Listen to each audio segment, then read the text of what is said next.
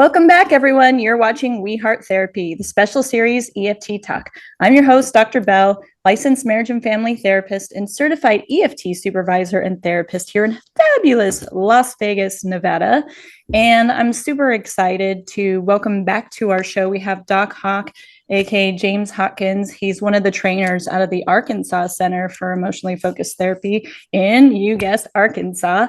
And we originally met on when we worked together on Success and Vulnerability, which is an amazing resource. And if you guys haven't checked that out yet, make sure you guys look it up and we'll give you more information later. But we're super excited to welcome James back. And we're going to be talking about the cycle today, and we're going to be talking about how to use LTempo. I know the acronym keeps changing from temp to tempo to LTemp, which we will go over, but how to use LTempo to help you track the negative cycle, whether you're working with couples or individuals. So welcome back, James. Thanks for being with us.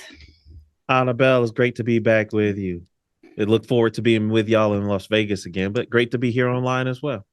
Oh, yeah. We've had so much fun having James to Las Vegas. So he's definitely a friend of our community. We're excited to have you back anytime. You're welcome. And if you guys haven't taken a training with him, I highly recommend it because he's awesome. So thank you, Annabelle. I appreciate that. Yeah.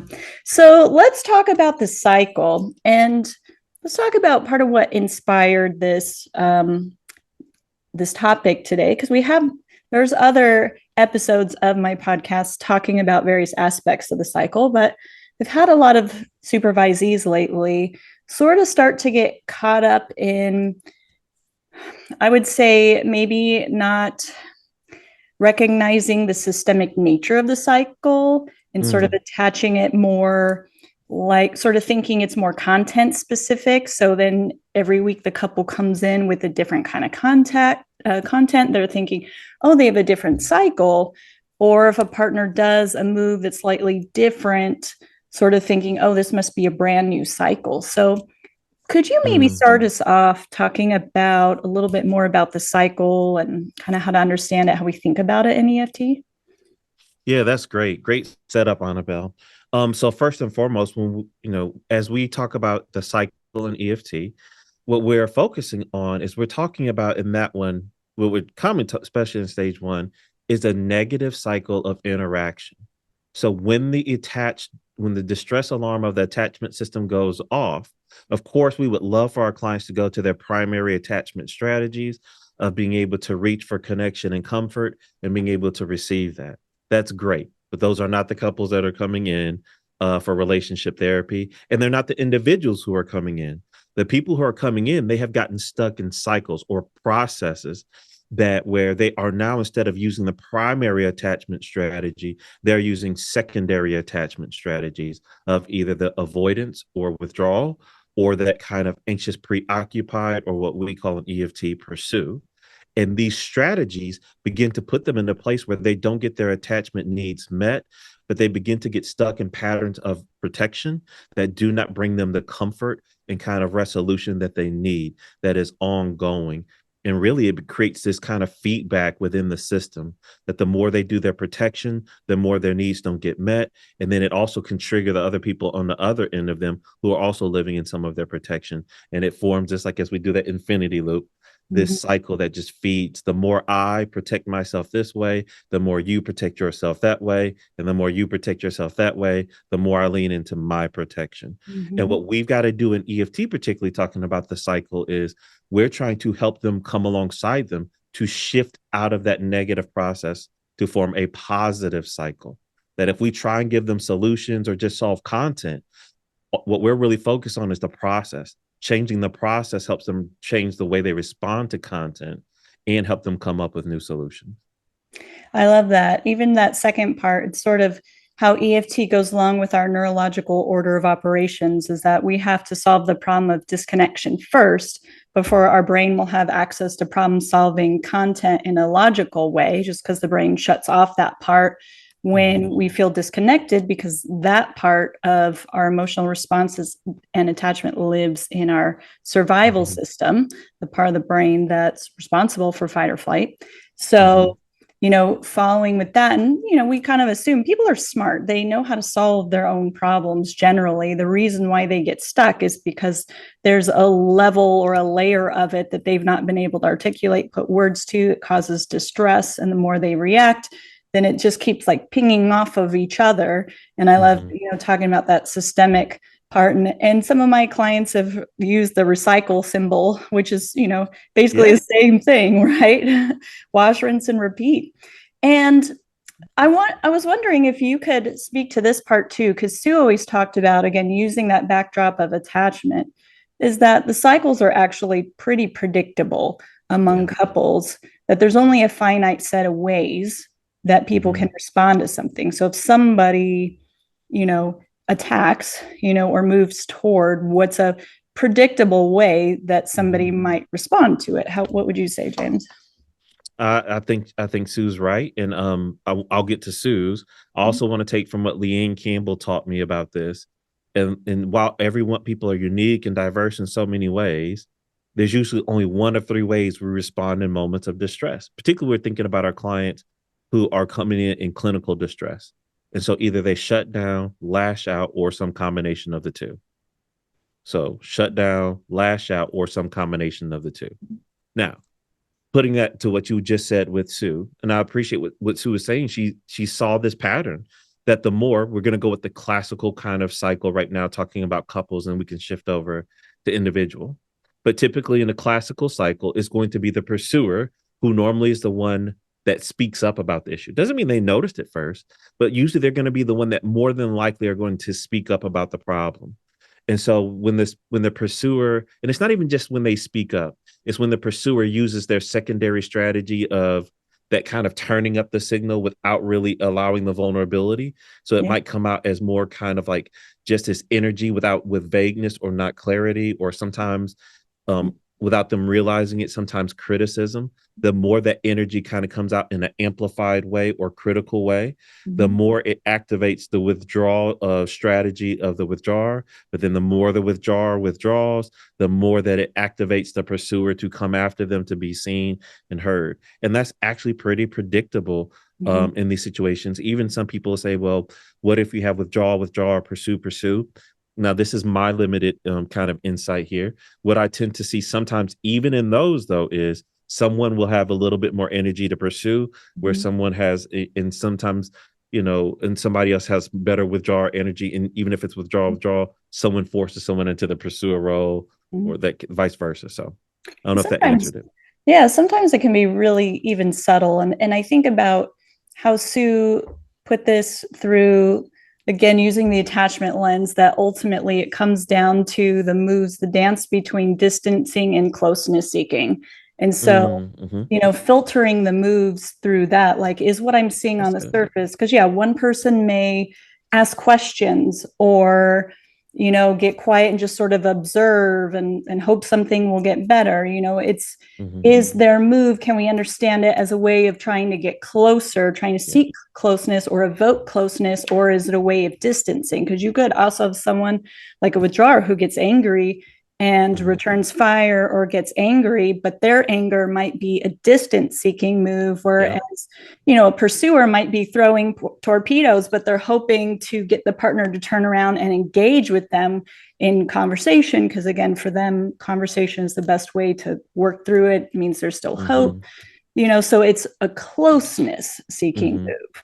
So that's good. Yeah. So could you speak a little bit more to that around filtering, like maybe the triggers and some of the aspects of LTempo, which I'll put the acronym here in the video, but how to start to filter that process of closeness or distance seeking, like maybe pulling it from the content or the behavior to start to map that process. Oh, great question, Annabelle. I like how you even laid that out there. So first, getting into it, I definitely want to give some credit to George and Sue and Ryan with this way of looking at LTempo. Sue was very big on like recognizing that, hey, there's a whole process and experience that's happening here, and how do we begin to distill that? And that's where Sue looked at the work of Magda Arnold and her affect assembly. and particularly what Sue noticed, and she even talked about this in her attachment theory and process book, is that we have to be able to distill or decode the client's emotion from a bottom-up perspective to process what are they experiencing in these moments. And in the book, I think, and I'm paraphrasing Sue here, Sue even said that some of our clients who are struggling with anxiety, part of that is because no one has taken the time to help them be able to put together the pieces of their inner world. Mm-hmm. And so the pieces of the inner world became what Sue began to break down into affect assembly. And so with the SV team and some others, and I think I've seen on some of Sue's Tango sheets, she actually has tempo written on it herself. So I don't know if it was Sue or George, whoever came up with it first, but I'm glad there are smart people in the world. But Sue laid out that there are some key elements to this kind of putting together experience from Magda Arnold's work. Let me say Magda Arnold's version first for a quick second. Because Magda Arnold would say that there's something that cues people to read their social environment. To read, is it safe here in this place? And so Well, the I cue. would think that's kind of how we move through the world in general, Yeah. just sort of trying to make sense of what we see around us. Yep, exactly, Annabelle. They're trying to make sense of the world, and particularly, is it safe for them in the world? So, Will what I be Magda Arnold, accepted? Will I be loved? if I reach for you, going back to Sue, if I reach for you, do I have some confidence that you'll be there for me, or you are there for me? Mm-hmm. Right. So the first one Magda Arnold talk about is there is a cue. But then based on what that cue is, and for us in EFT, we're going to call that right now either the trigger, or sometimes I'll call it the threat. That's the T part, right? Mm-hmm. And I know we haven't got the L. Don't let me forget the L, Annabelle. We won't. So there's a T for the trigger. Mm-hmm. And then from that, what Magda Arnold would say is there's going to be an initial appraisal. And that initial appraisal is that felt appraisal. Mm-hmm. It is a bodily, somatic, nervous system appraisal of that trigger in the environment. Mm-hmm. And that happens for many of our clients so quick that they don't notice that it's happening. They're not checked into their bodily world and the signals that their body's picking up to try and get their attention. So they usually miss that first appraisal. But where many of particularly our Western culture clients, what they do pick up on is the second appraisal. And the second appraisal is the perceptions we make of one, the cue, and also the felt experience, whether we're consciously aware of it or not. We're always trying to make meaning of what our emotion is trying to tell us, even if we're not aware that we're doing it. Yeah, this is a fundamental aspect of human survival. It's not, I've seen therapists try to, like, their intervention was, we got to stop clients from doing that. I'm like, well, how do you teach them to be less human? Because this is just hardwired into how we exist. Like, we're constantly appraising our environment and trying to make sense, like building perceptions, beliefs, evaluations, and meanings about the information we're inputting through our senses at all times. Exactly. And all of that is just a part of the experience that we need to honor because it's helping form their inner world. We don't want them to leave any part out because that's a huge part of who they are. But let me keep going. So first appraisal, second appraisal. And based upon those appraisals, they drive us towards some form of an action tendency. Mm-hmm. So going back to the whole tempo. So there's the trigger, then there's the T, then there's the E for the emotion, or sometimes what we're getting at is the limbic response there. And then the M is the meaning or the messages that we make, the way we make meaning of that kind of cue and what we're experiencing. And then the P is for protection. And then George, and I like what he says, he always makes sure there's that O, because the O is where it's not really something we get from the client, but it's really more of a thing we do as the therapist. And the O is for organizing, meaning once we get all of the previous elements, we like to reflect that back. That was a big thing for Sue to say, like, make me sure if I'm seeing this right. When you see this, this is what your body experiences. This is how you make sense of it. And here's what you do. Am I getting that right? Am I seeing the picture? Yes. Yeah. Basically, you're connecting all the dots and putting all the pieces together. Connecting it. And what we're also doing that I love, that I think I've taken and embodied from Sue, and that is I'm also reflecting it back to you in the way I like to do it. And you've seen my work, Annabelle. I like to not only just say it back to you as a cognitive understanding, I try to reflect it back to you with your felt sense in my words and in my presence as a therapist. So you get to witness and feel your world with me, even if it's just through your mirror neurons watching your world play out through James. And you know what we call that? Attunement. There you go, Annabelle. There you go. But let me make Attunement. sure I go back to that L part. And then Ryan, Yeah. he just, what I love that Sue did so well is she created this creative space for the trainers and EFT therapists to, yeah, follow the map, but try creative ways of being with human beings. Mm-hmm. So Ryan was in a session and he was working, and Chad watched the session with him. And he said, and Chad noticed that, Ryan, you keep doing this thing every time you do another round of like assembling their inner world. You start off with their longing first. Mm-hmm. And so it might sound something like this with a withdrawer. So this is the L before I even get into tempo. Wait, So hey, let before me you give this example, can I just say something really quick about the yeah, longing? I go just ahead. want to hope, I think I have something to add to the setup, and hopefully I'm not wrong here. But one of the things I always learned about the trigger was the trigger only has its power because there's something on the inside. Mm, Think about something like if you hold a flame, like a match or a fire that's lit just in the open air, it doesn't explode anything, but you hold it near something combustible. Guess what? Now you have an explosion, you have fire. And so, in order for a trigger to have its power, there has to be some sort of kindling underneath I like that. that's flammable, that, and it's usually, again, I've found it's that longing, some deeper vulnerability that hasn't been expressed or known, or that's just sort of lying there, and it gets activated by something on the outside, and then there you have it. And so I'm Mm. glad you guys put this in there. Annabelle, I like that way you put that together in that hypothesis, because I think there's the way I might say it is, I think what gives the trigger power, or maybe part of the trigger, is the unacknowledged Mm-hmm. or attachment needs and experiences, Mm-hmm. right? Yeah. So good. I like that, Annabelle. Thank you for jumping in with that nugget. I appreciate it. So Hopefully I didn't take you off track from your example. no, no, no, no, no. I'm still here with you, Annabelle. So there's the longing part, and what Ryan would say something like, particularly let me make it even simple with withdrawers and pursuers. Withdrawers tend to just want everything to be okay. They tend to just want some space. They want to have a good time with their partner. Pursuers tend to want to know that we're close and that we're connected, and that, hey, I matter to you in your world, right? So those are just generalized kind of attachment longing. Mm-hmm. And so in LTempo, it's kind of like, hey, let me take a moment here. And we usually learn that longing. One way I've learned from Ryan and George, I find the longing sometimes when I get the protection. Because, hey, you shut down here because what are you wanting? I'm Mm-hmm. just trying to get some space to think through things. I'm trying to let the intensity of the moment die down so we can be okay. Or I use this joke to kind of lighten the moment so I could get my friend back and we cannot be at odds with each other. Or, yeah, I know I get critical because I just need you to turn and engage with me to know I matter to you. Mm-hmm.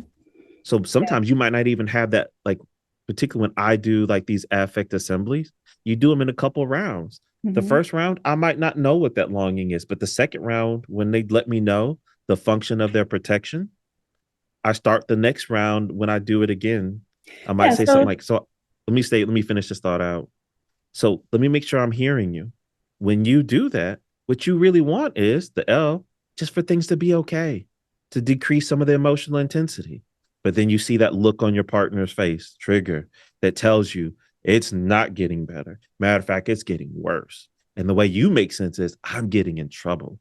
And then you start to panic inside. And when you panic, now you've already gotten mad to get your partner to back up. Now it feels like it's getting worse. So you just shut things down and go away. Am I really getting a sense of this here? Of what you're longing for and what happens when that longing, it goes, instead of getting your longing, it seems like it's going the opposite way. mm, Whew, wow.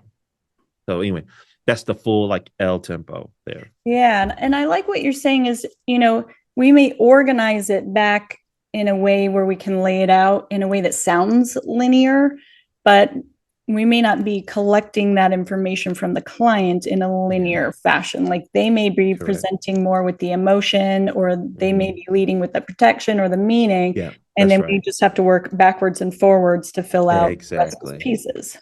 Exactly, Annabelle. Good job. Yeah, because I know all the pieces that should be here in the puzzle, and when you leave a piece out, I don't have a complete picture. So help me get the puzzle of your world together. Is Mhm. what I say to my clients sometimes. There's a piece missing here that I really need to understand the picture. Yeah. And what I like too is, I think in the past, a lot of therapists could get stuck on the trigger, and then it can sound sort of blamey or pathological in the way that therapists might put it together, like, oh, your partner triggered you, or, rather than sort of recognizing that we sort of see the triggers coming from something outside of the cycle that awakens something on the inside that hasn't been spoken. It might be, the partner screaming the first thing you get home and you've had a hard day, that might be what awakened it. But, understanding the longing, we know, if you've had a hard day at work and it's not something you vocalize and you're feeling defeated, and the first thing you walk in, and you're already heavy and there's no greeting, no hello, goodbye, it's automatic, like, yelling, right? Of course, that emotional experience, that longing on the inside for everything to be okay, right, is going to get activated, right? But we don't have to see it like so pathological.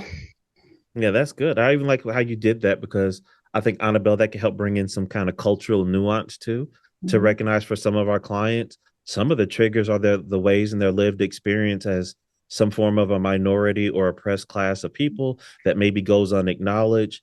And so we've got to fold that into the systemic picture as well too, that those are possible triggers in a way. Yeah, I love that you keep coming back to the systemic part, because that is a part that I feel like kind of can get missed a lot, and it's so important. And can you sort of maybe explain to everyone what we mean by systemic and how to start conceptualizing the cycle and these patterns, these interactions in a systemic way? Yeah. Because, you could try and approach the work we do and try and keep just working for first order change, like having them just do different things around content and solutions. What we're trying to look at in EFT is we're trying to, particularly, I love that Sue in stage 2, she calls stage 2 restructuring the bond. What she's saying is we've got to restructure the system. If I just try and get you to have content conversations or just practice new behaviors without changing the system, you are going to default back eventually, because the system itself does not have the capacity to hold the new intervention. You've got to change the system in order to give the intervention an ability to I think the intervention can live and thrive better in a healthy system. So that's what we're trying to do. We want you to see how the system is broken, which gets in the way of the client's best efforts to apply some of the good solutions that they probably do have. As a matter of fact, it was in one of George's sessions at the end of it. George was doing his move 5 and checking in with them and asking how they were doing. And the client said something that was profound that has impacted me in my career. The client said to George, "I really appreciated this." And now I'm paraphrasing, because what he pointed to was George helped them see the systemic problem, and George helped them change the system. Then he said at the end, what that was stuck with me was, other therapists only kept teaching us how to do things we were already bad at. So in other words, we couldn't do the interventions before. You helped us see the system and change our moves in the system, which therefore change what we create, in clinical terms, is now second order change. We changed the process itself instead of just asking you to act different in an old process. Right. And that's why we work on the emotional level, like you said, the bottom up instead of top down. Because again, we know, like, if we hand them a little handout sheet of, I say that because I've actually been to a couple therapists before I became a therapist who did that, of like I statements and, things that you should say in conflict. And I'll tell you exactly what happened to that when the cycle came online. It got turned into confetti, ripped right up. And, it's like, we don't have access to it. So we're helping people to, it's like, know themselves and know each other more deeply on the level they have access to when that system is online, because they don't have access to the prefrontal cortex. And, I kind of say a metaphor I'll use with clients, and again, maybe this is dumb, but I think about it, it's like if we're trying to teach top down, or like intellectually explain your way around this stuff. It's like trying to plumb, if you've got a plumbing problem, a leak down in the basement, but you're standing at the vantage point of the attic trying to look at the blueprints and hypothesize about where the leak might be or what you might need to fix it, and that's often what I see couples do when they're stuck getting first order interventions. It's like throwing spaghetti at the wall. We're trying to fix the plumbing in the basement from the vantage point of the attic. You actually have to go down to the basement. Why? Because there's information, like getting closer to that client's emotional inner world, as you keep saying. It's because there's information that is available to them, to us, even if they don't know how to access it totally at first. Of course, we assume and plan on that in EFT, but we know that there's information there that's valuable that has not been known before in a deeper level. That's why we want to work on that levels to help bring that out and have more access to it.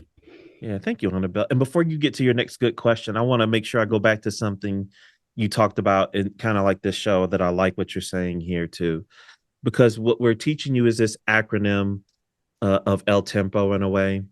And specifically tempo for right now, because there's a couple different ways we use this within EFT. One, it's if you can get tempo on both sides of a relationship. Right now, we're talking about if you want to go a traditional kind of dyadic relationship with a couple. If you get tempo on both sides, or if it's polyamorous or family, if you get tempo with all the parties involved, you now know the system of that relationship. So that's one way we use it. That's how we track a cycle. And it's also that what you're saying right here too. I just want to catch you on this point too, is that LTempo for each party involved. So think about it when you guys are even only seeing an individual for EFT. Yep. Even if you work with couples or families, you still know how to work with individuals because we're still getting LTemp on individuals, even when there's more than one person in the room. In this case, we may not have the benefit of the live bodies that this person interacts with, but we're still looking at their LTempo, even with an individual person and their system of how they may bring this out in their interactions with others. Anyway, keep going. No, that's good. Thank you, Annabelle. So one that helps you track the interaction, that the more one person kind of like, there's going to be still there's some form of a trigger that hits their body that makes them appraise. That's a meaning and a protection. And particularly one person's party's protection in the relationship usually is going to be the trigger for the other one. So you can go straight from that P almost over and kind of conject that person's protection as the other person's trigger. Like if I move towards you, but I move towards you with a lot of energy, you may see that as like, uh-oh, things are not okay. I'm getting it wrong. That's criticism. I shut down. I get quiet. Me getting quiet then triggers your worst fear of, see, I'm not loved because they're not engaged. They're going away. Scary, scary, scary. Yep. And we say scary because what the brain says. You said threat. We would say danger. Where there's reactivity, there's danger, right? There's threat. Our brain says there's a threat. There's a danger. Oh yeah, I like that. I remember. I think it was both Sue and Lee, and you say if I see fear, if I see reactivity, that means there's fear and pain that has not been captured yet. Let me move on. Let me go. So that's what I would do. So we would get LTempo or get tempo on both sides in a relationship. And that would be move one of the tango. Then we come over to move two, and then we want to slow that down with one partner at a time, with a focus on one partner, and really take that tempo now. And we just got like a general outline, really, of the behavioral process. Because in move one, I really want the trigger and the protection super clear for me. Then in move two, I want to fill it in and get some more of what is it like inside your body? What's the different levels of experience you have and the different meanings that you're making? And how does that meaning keep making you feel even more deeply? And is there more moves that you make here? And what I'm trying to do now in move two with LTempo is really either distill or deepen your emotional experience so I can get a clearer signal for you to do an enactment in move three. So that's the different ways we use it. It's to track a cycle, to distill and to distill and deepen emotional experience so we can get a clearer emotional signal to put into some attachment action in an enactment. And what is the point of doing an enactment? Can you share that with folks? What is it that we're actually going for? Why do we do this thing? Yeah, there you go, Annabelle. I can tell you know very clearly. I like how you asked that. For us, we don't just talk to our clients about how to ride bikes. You know, I was just in with the North Texas EFT community, and I said, "Hey, have any of you ever taught like someone that you care about how to ride a bike? A niece, a nephew, grandchild, child, whatever? Have you ever taught someone like, yeah?" I said, "Did you just teach them how to watch YouTube videos on how to ride a bike? Did you just read books about how to ride bikes?" They're like, "No." So do you think they could learn how to ride that way? Like, no. Like, what do you think is the best way for them to learn how to ride a bike? You just got to get out there and do it. Even if you fall and scrape your elbow or knee, sometimes that's the best way to learn. You got to put them on the bike, let them learn how to their body to find its balance, and for them to build that confidence through experience. So for us, that's what we do in EFT. We actually need you to do attachment in our office in front of us with your therapist as a process facilitator for you to actually try on attachment. So that's why we go back into where's the distress, and let's see how you reach for comfort. How does your partner respond with comfort? And can you take in the comfort when your partner is able to respond? We are in. So what I tell people is we are enacting attachment in our office to help our clients walk through that process. And along the way, we find blocks, but you won't find the block if you don't actually try and put attachment into action. Yeah, a lot of times when we find blocks, it's a sign of progress. It means we're Mm-hmm. doing something good. And I love what George always said, if clients, if you have a directive to have them enact something and they don't do it, well, that's just information. If they do it, Mm-hmm. that's also information. There's Yep, really, that's right. we have a plan for both. But what, is so important here that you're saying too, I think, is that we want people, again, the point of distilling the cycle and the emotions is to help them in a embodied sense, not just a detached talking about it, but from the place where they're actually connected to it, be able to own and talk about their experience in a way that they don't normally own and talk about it with their partner, in a way that can help evoke understanding from their partner, some empathy, open up channels for them to have different kinds of conversations, and as a way to help to create like closeness, empathy, Mm-hmm. bonding, and obviously whatever we're going for in that moment might be slightly different depending on where we are in the process of EFT. A stage one reach, we're not going to ask them to go, deep sea diving, deep sea snorkeling, scuba diving, sorry, when they just, they've never even tried on snorkel gear, never gone snorkeling, Mm-hmm. Mm-hmm. So we want to scaffold it through the process. And that doesn't mean we don't go deep in stage one, but stage one, we have, sort of a different mission as part Mm-hmm. of stage one till we know that their system, there's enough stability in that system where we can start to go deeper and even stretch the limits even more. And I come back to this point is part of stage one is helping the couple to learn what kinds of things may take away safety and how to work towards co-creating safety together. A lot of folks, I see these conversations on Facebook all the time that, we can't do couples therapy if there's no safety. Well, if that's true, then we probably would never do couples therapy because the couples just don't feel safe together, for a variety of reasons. Doesn't necessarily mean their partner is abusive or pathological or anything, but it's when we feel more protective or that it's maybe not okay for us to share what's on the inside without getting a bad reaction. All those can cause us to not feel safe. So Mm-hmm. that's one of the strategies of stage one is around co-creating that safety so we can That's go right. That's deeper. right.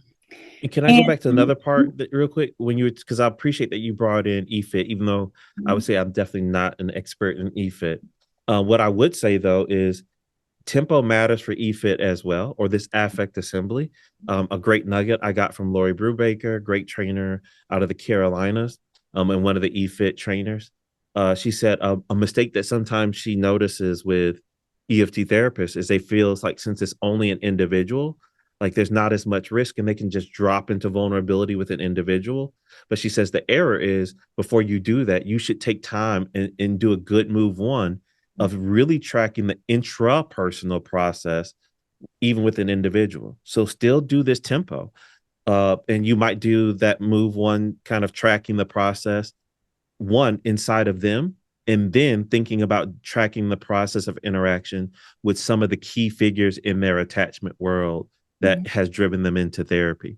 But you still want to, when you get triggered, kind of help me understand, like, how did your body pick up? Like, what do you notice that triggers you? Like, is it a tone? Is it a look? Or is it a memory that comes up from inside of you? What happens in your body? How do you make sense? What are the protective moves you make to even get away from your own experience inside of you, or some of these inner critical voices inside of you?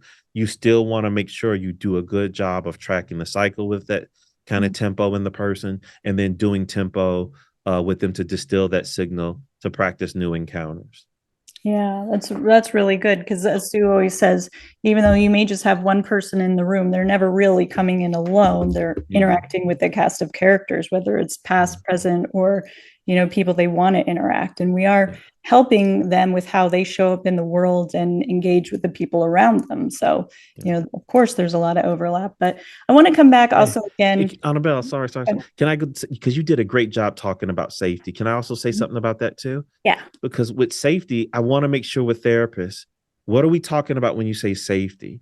Like, are you saying like 100% assurance that things are going to go well?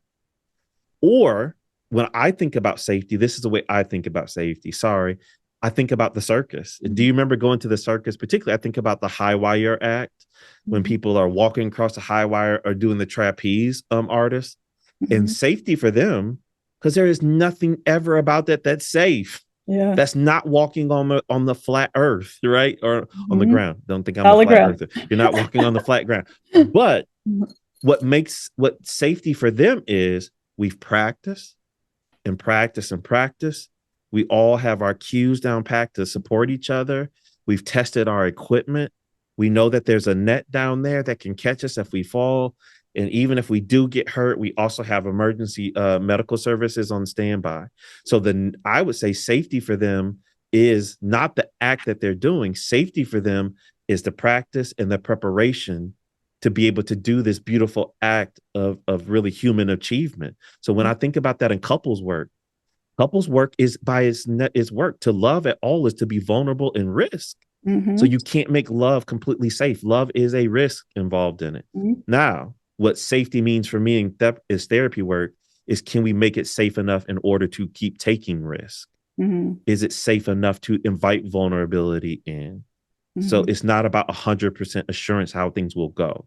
It's setting up a safe enough platform to be able to resource clients to take risk. Right. And thank you so much for touching on that. It's so important. Yeah, because to be vulnerable is really for your body to be aware of the risk that's present, right? The dangerous possibility that maybe, I might not get a good response here. Maybe I'll get rejected if I'm standing out on this limb. Doesn't mean that we don't ever go out on that limb, and it doesn't mean that we're reckless with it either. Because actually, in the etymology of the word vulnerability, it means open to being wounded. Yeah. So but sorry. If we're not open, then we don't grow either, and we don't get close. Yep. Only way you get to do this, I'm being cliche here, but the only way our clients really change is when they're actually able to have success in vulnerability. In the place where I could be wounded, I can count on more times than not actually getting comfort. So also when we shut down vulnerability, we not only are we trying to make ourselves safe, we also cut off the possibility, we decrease the possibility of receiving the comfort we need.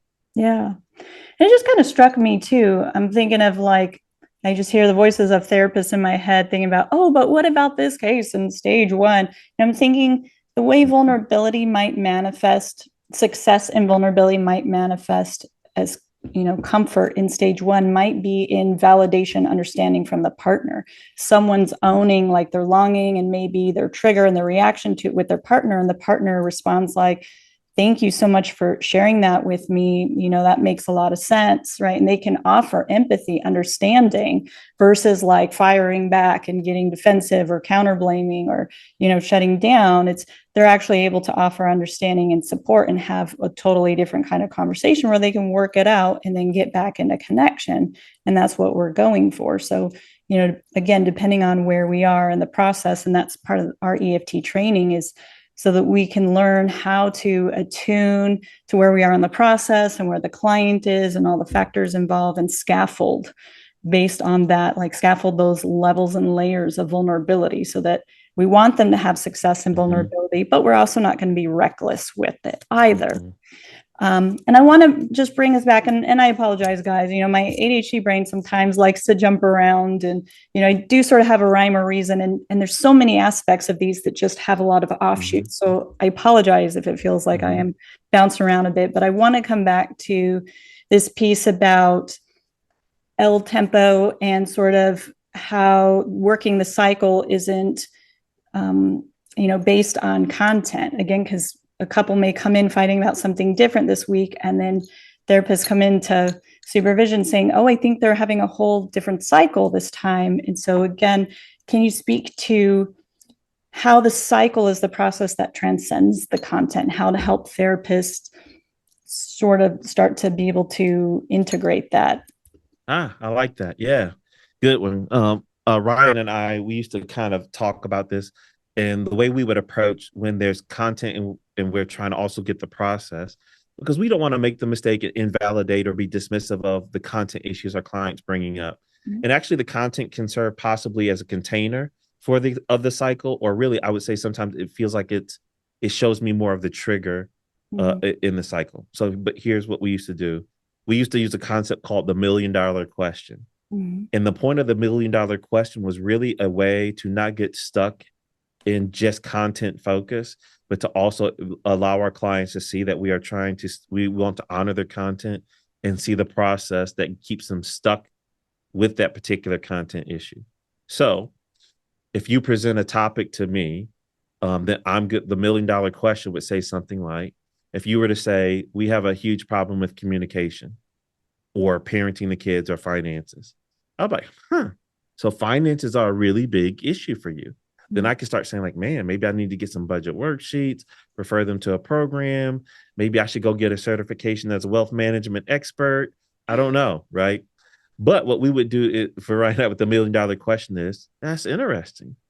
So when this content of when this not content when this conversation around finances comes up, can you help me for a moment see what happens to the bond in your relationship when you try to talk about the finances in your relationship?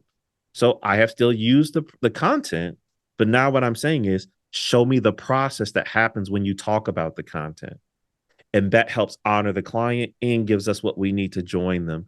And whether it's jealousy, money, addictions, this really that $1,000,000 question helps out a lot. Yeah, that's really good.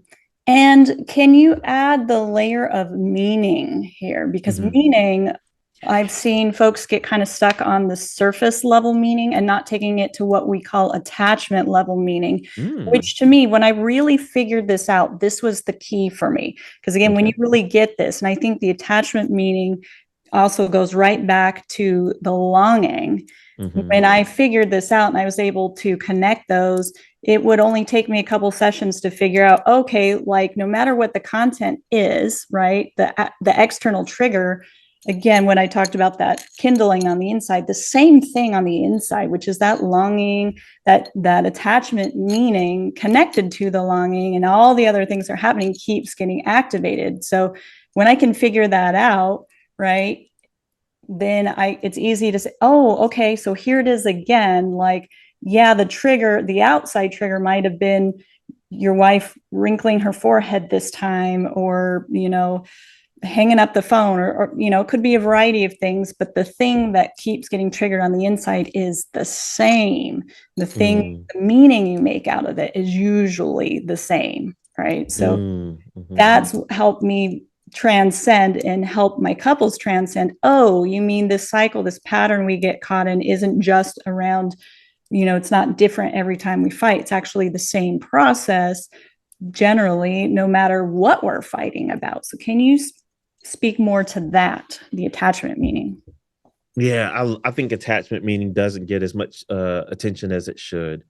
And actually, a big pivotal moment for me, Annabelle, happened. George and I were out in Vegas with you, and I remember we were having kind of a heated or passionate discussion about getting this clear. And I like studying the process of other other people that I think are doing great work. And I noticed there was a certain rhythm, particularly in George's work, that he would keep doing. I think I've seen it in others. I think I've seen some maybe with Gail's work too as well. And what they would do is George would get into this frame where he would almost felt like he just, when he was doing particularly move two of the tango, and especially sometimes in stage one, but definitely in stage two, George would keep doing this rhythm of meaning, experience, meaning, experience.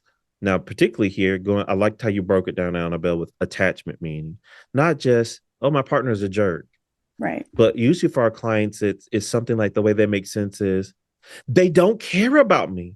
Mm-hmm. Nothing I do will ever get through to my partner. I'm always getting it wrong. There's nothing. I'm just not enough. In these moments when things get too escalated, I will fail every time. Mm-hmm. All those are me giving attachment related meanings. And what the meaning shows me I mean, is what the meaning for me, why it's so powerful, is behind the meaning is also more experience. Mm-hmm. So even when someone says that to me in a session, if they say a powerful attachment meaning like that to me, I'm like, hold on again.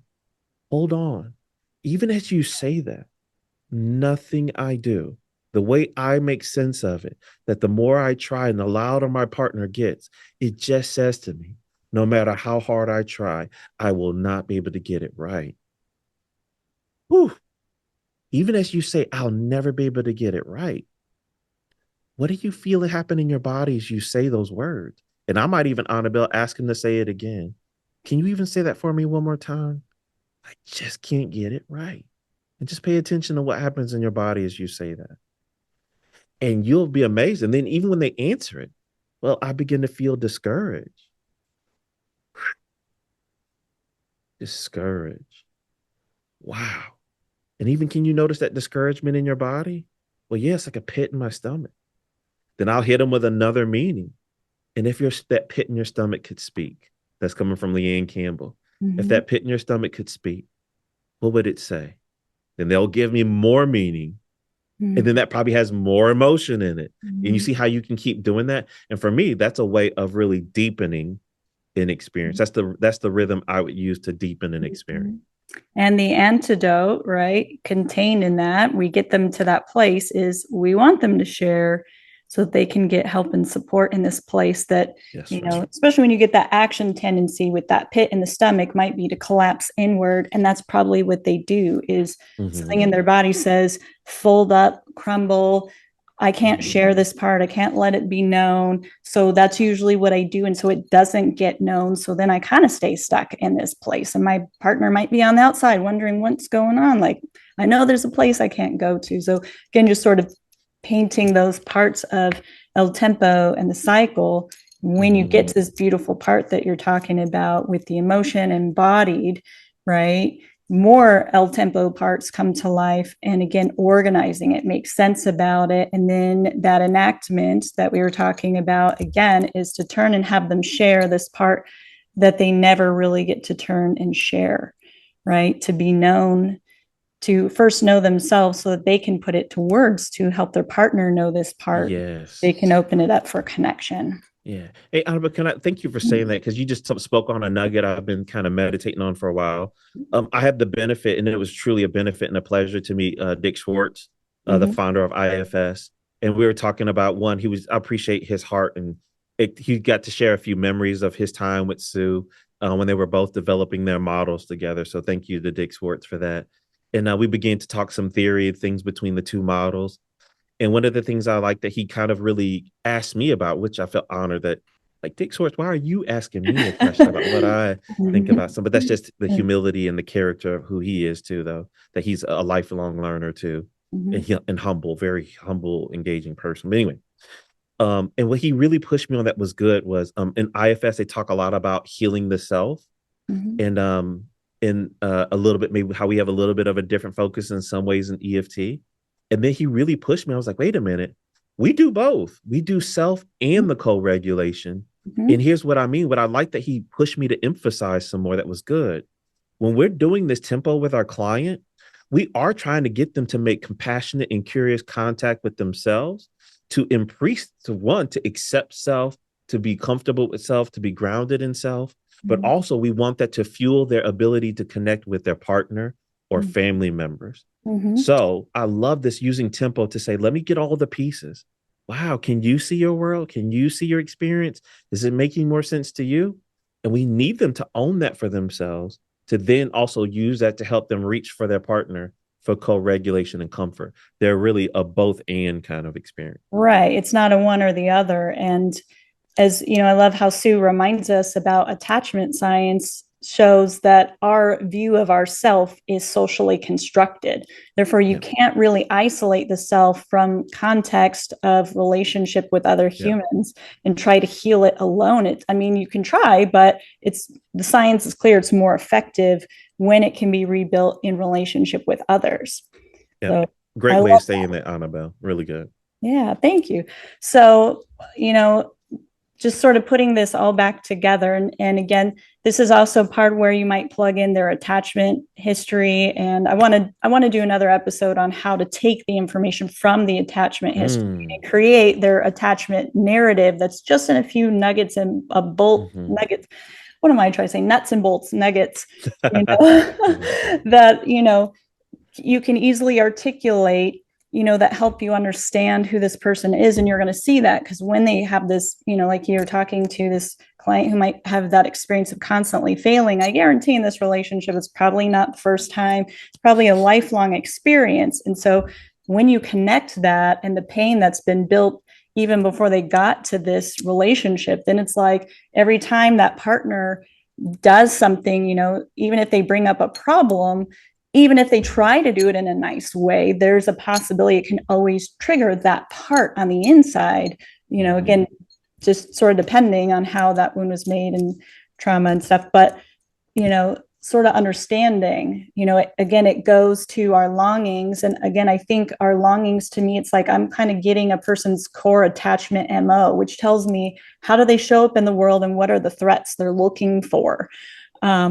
Because what somebody's wounds are, is different than what another person's wounds are. And of course, underneath, we all want to be loved and accepted, but the things we're wired to look out for might be slightly different depending on our experience. So then we can sort of understand, oh, this is how you move through the world. And so when things get triggered, the thing that gets triggered, even though the external triggers themselves might be different, the meaning contained in the triggers is usually the same and usually triggers the same pain and longing on the inside.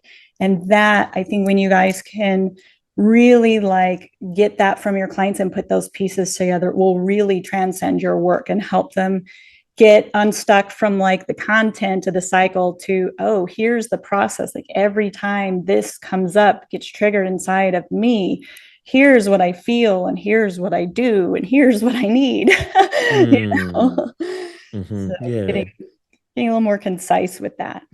Yeah, I liked how you went in the supervisor mode and encouraging there, helping to pull people into this. That's great. I like it. You guys can do this. Yeah, there you go. And I think we've gotten a lot better at teaching about the cycle. EFT has come such a long way. And, I'm so thankful to trainers like you who've just really helped us, especially for people with a mind like mine, where it's I needed a little more tangible and not so theoretical, but there's also understanding the science behind it. I didn't know attachment science was so comprehensive as it is until I did my dissertation, and it kind of saddened me. It's our grad school programs really aren't doing justice in teaching us all that attachment science encompasses. And when I did the research, I was like, holy cow, this stuff is already embedded in attachment science. I don't need to turn to all the, whoa, okay, well, that was really big, sort of capturing both. And so hopefully you guys will have a little bit more understanding of LTempo and how to track the cycle. Are there any last words that you think are important to send our therapists off with as they're listening to this about tracking the cycle or using LTempo? Yeah. One, thank y'all for just, once again, Annabelle, thank you for this platform. And I think your platform is informative, but also appreciated. I think for some people, it serves an attachment function for therapists. because we can often feel so isolated and alone in our offices. So thank you for creating a platform where they can, kind of, you're the consistent attachment figure on this platform, and inviting, using the trust that the audience develops with you to invite other trainers in. So thank you for that. And thank you to the people who are listening on to this, and your desire. You're investing extra time and energy right now as you listen, which tells me you probably are a human being who really cares and wants to be good at this. So thank you for that. And the reason why I'm bringing all of that up is because that's what we also get to give to our clients in this, even in this acronym we're teaching you about assembling affect.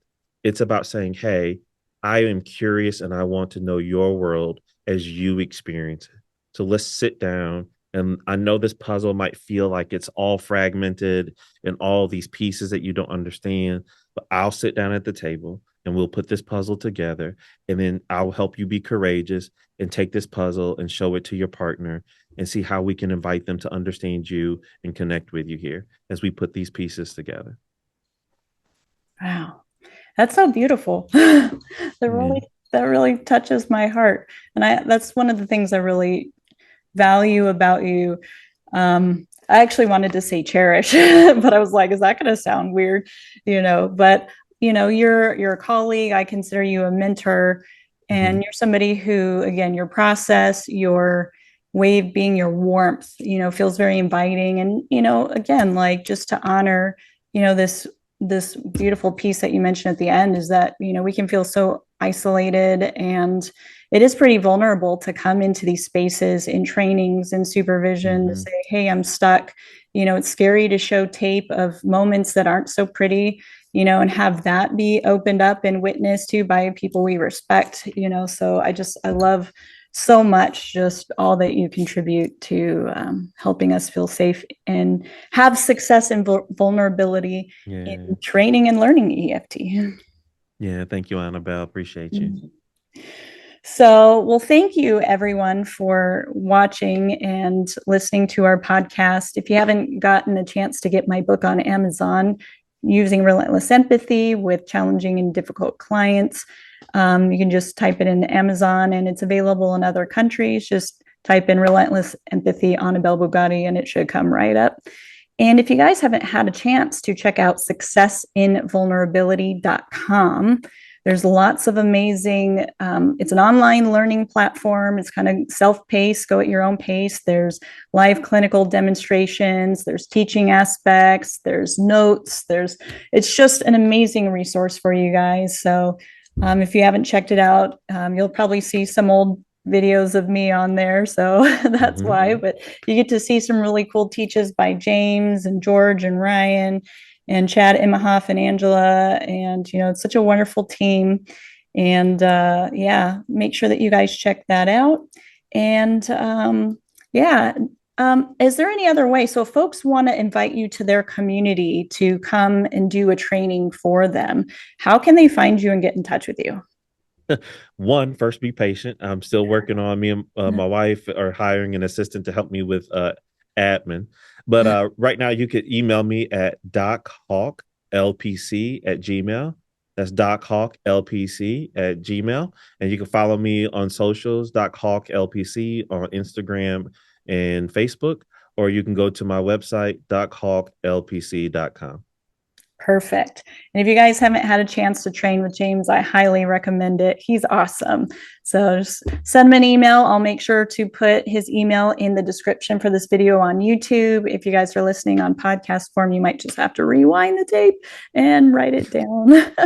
But make sure that you get in touch with James because he's amazing to have. So thank you, James, for being on our show. And thank you to our viewers who have been so supportive and reaching out. And make sure, if you haven't done this already, to hit subscribe because more videos are on the way. Don't forget to buy my book, Using Relentless Empathy in the Therapeutic Relationship, Connecting with Challenging and Resistant Clients, for helping professionals. Available on Amazon or on my website, www.drbugatti.com.